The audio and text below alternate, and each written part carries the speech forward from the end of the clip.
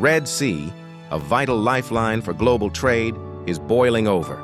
Once unbreakable allies in Yemen's war, Saudi Arabia and the UAE are now locked in a shadow rivalry.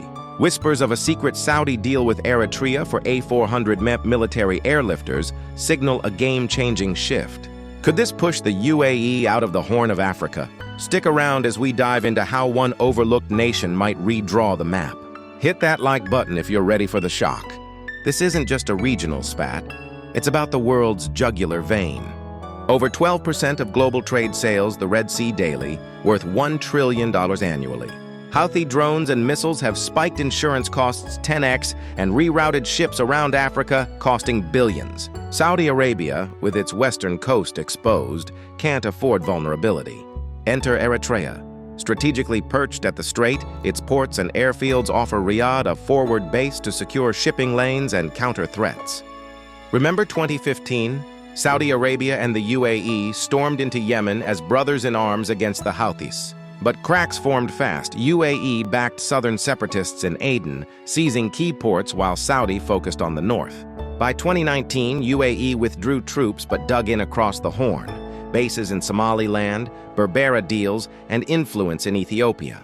Saudi watched its ally pivot to a string of pearls strategy, encircling Yemen and threatening Riyadh's Red Sea flank.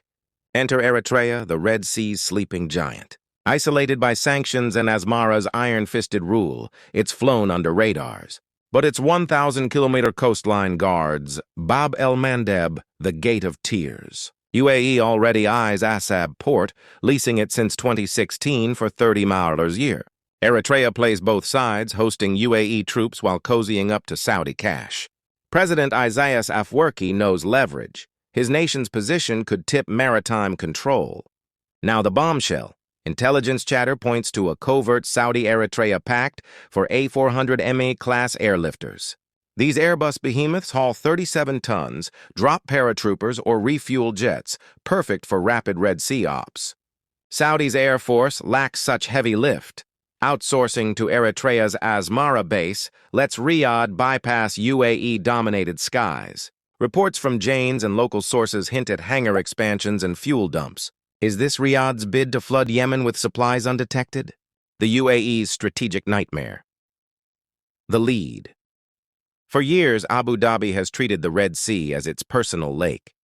By securing Berbera in Somaliland and effectively occupying the strategic island of Socotra, the UAE built a string of pearls to control global trade routes. The expansion.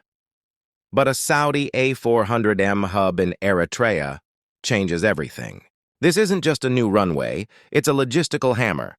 With heavy lift capabilities just miles from UAE assets, Riyadh can now move tanks, troops, and air defenses faster than Abu Dhabi can react.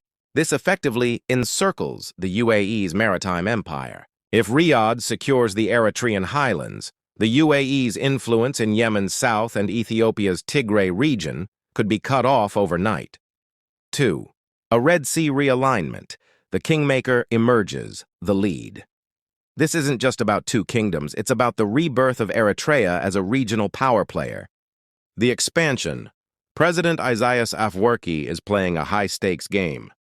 By welcoming Saudi billions, Eritrea is transforming its 200,000-man military into a modernized force. The Yemen factor. This move empowers Saudi-backed factions in Yemen, directly challenging the UAE's Southern Transitional Council, STC, proxies. The global ripple. Egypt is watching nervously as its control over Suez security is diluted. China is recalculating its Belt and Road safety nets, and Iran is looking for any gap in the chaos to further empower Houthi rebels. The Horn of Africa is no longer just a neighbor to the conflict, it is the center stage. 3. The next tide. Masterstroke or gamble. The lead. We are entering a cold war in the heat of the Red Sea. The expansion, the immediate flashpoints to watch are Asab and Socotra.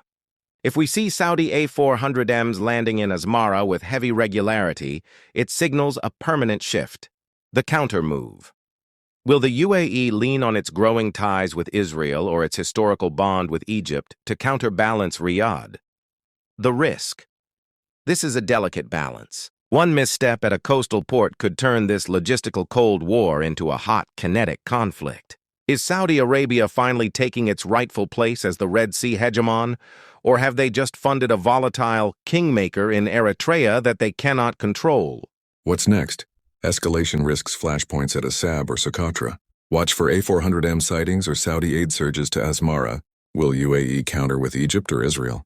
The Red Sea's future hangs in balance. What do you think? Saudi masterstroke or desperate gamble? Drop your take in comments. Subscribe to CrossFront for weekly Horn deep dives. Smash notifications, and share if this shocked you. Thanks for watching. Next on CrossFront, Ethiopia's Sea Quest. Peace.